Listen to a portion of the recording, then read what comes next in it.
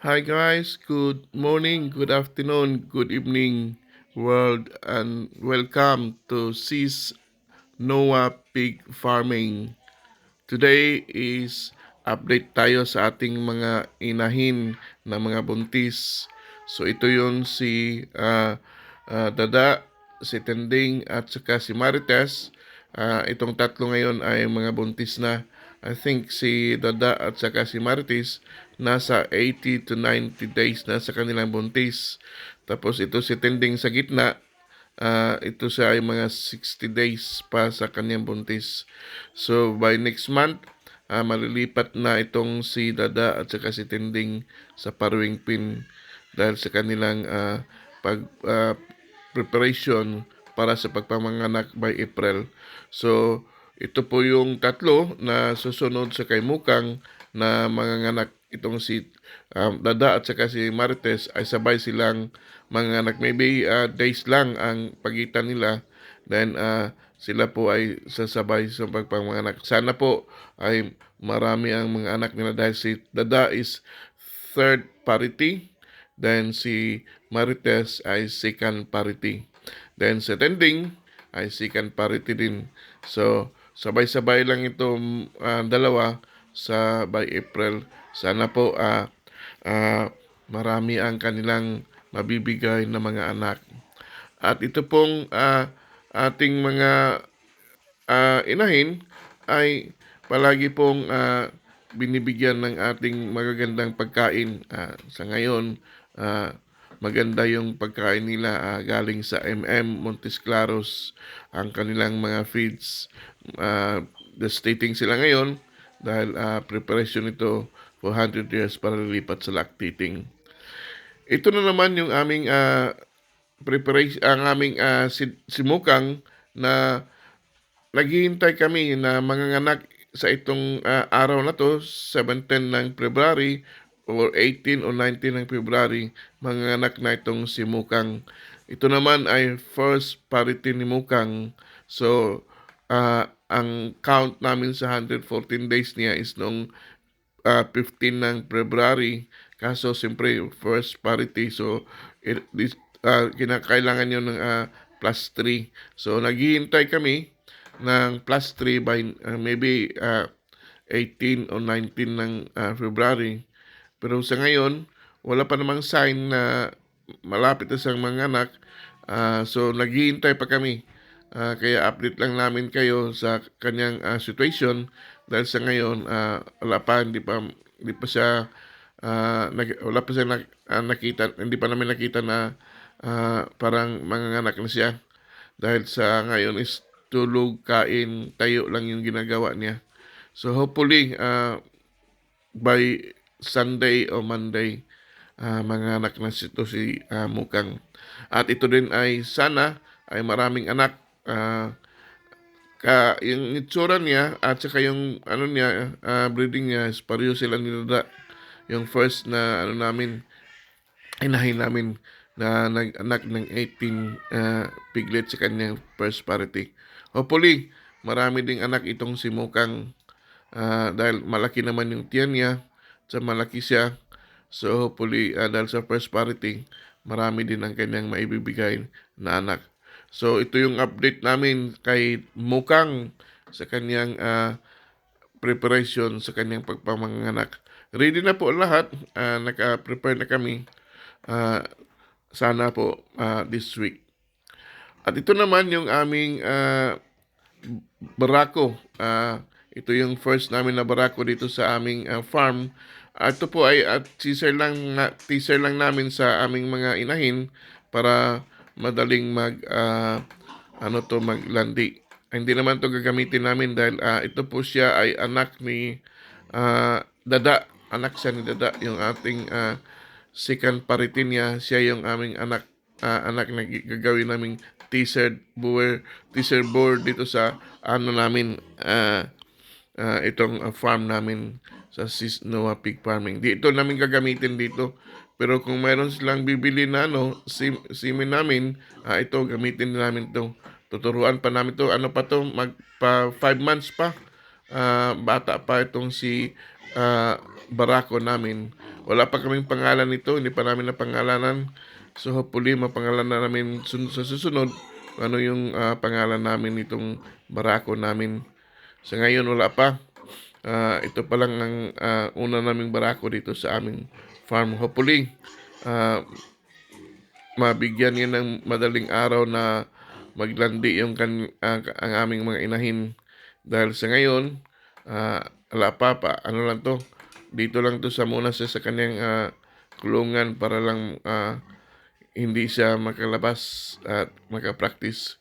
Medyo may problema sa paa niya dahil sa ang laki niya, kaya ngayon diniet namin, nagda-diet siya para hindi mabigat yung katawan niya. Hopefully magagamit na siya by next month o April. So siya po ang aming unang barako namin dito sa amin sa Sis Noah Pig Farming. Ang kasunod naman natin na ipapakita ay ang aming dalawang gagawin na dumalaga. Ito naman si Nita. Nita is yung malaki. Siya po ay anak din ni Dada. Cross siya ng F1 at saka white Dorok. So siya po yung anak ni Dada. Ito namang maliit si Olivera. Galing ito sa aking kaibigan na sa Lumbia na F1 cross large white ang ginamit nito. So ano pa to, mga 2 months pa to itong maliit. So pinalaki muna namin para itong dalawa ay dagdag ito sa ating gawing inahin dito sa ating Sis Noah Pig Farming. So hopefully mayroon na kaming 6 na inahin at saka magdagdag pa kami hanggang hopefully 12 to 15 heads ang gagawin naming inahin dito sa aming ni Sis Noah Pig Farming. Sana po ay andyan kayo palagi, suportahan nyo kami at sana po ay sa inyong suporta mag-comment din kayo para po mabigyan din natin ng halaga ang ating pag-farming. Again, sa ating mga kasama dyan na magbababoy, hopefully tayo po ay manalangin na mawala na po yung ating ESF na sa ngayon sinasabi nila andito pa sa atin, but we are praying na by 2024 mawala na tong ESF. Shout out muna tayo sa ating mga subscribers dyan, lalo na sa mga palaging sumusuporta sa ating vlog, lalo na pag mayroon tayong download na mga vlog, andyan ka lagi.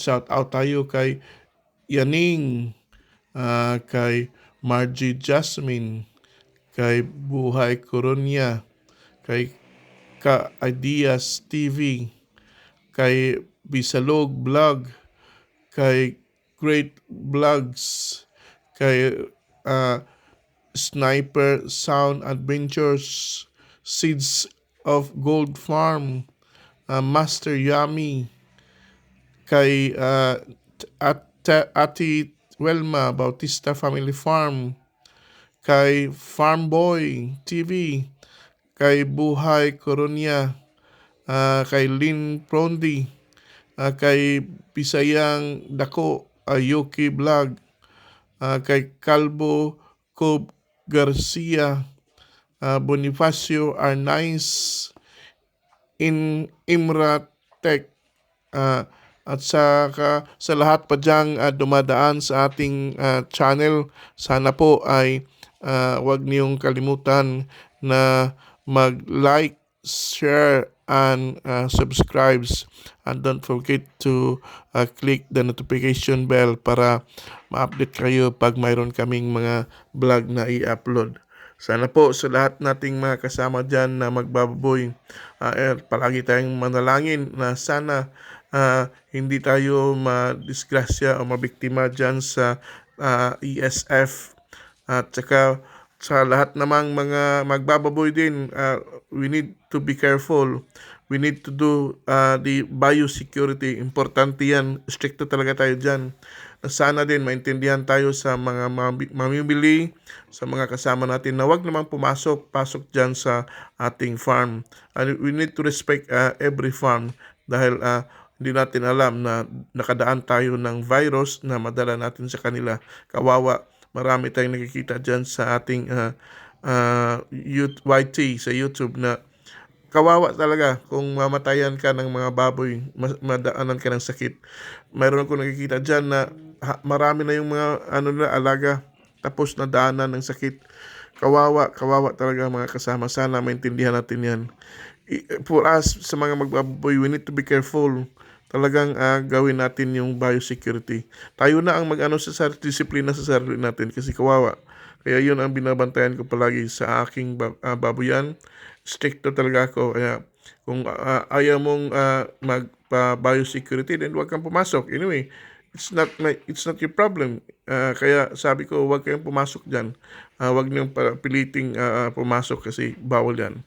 At saka kung pumasok kayo, then go for the process of biosecurity para ma-isprehan kayo lahat, kamay, paa, hanggang ulo para pagpasok nyo, walang problema at walang sakit po ang ating mga alaga. Kaya mga kapatid, yan po ang ating palaging intindihin, yung ating biosecurity. Kaya sa ating mga kasama dyan, sa magbababoy, let us continue. Tiyaga lang, patuloy tayong mag-alaga ng ating mga baboy para kung ano man yung mga kalabasan dyan, then we will be soon be like others na talagang malaki na ang piggery. Commercial, semi-commercial, o backyard. Let us pray na mawala na po yung ating ESF ngayong taon na itong 2024. Sa lahat dyan, maraming salamat and God bless us all.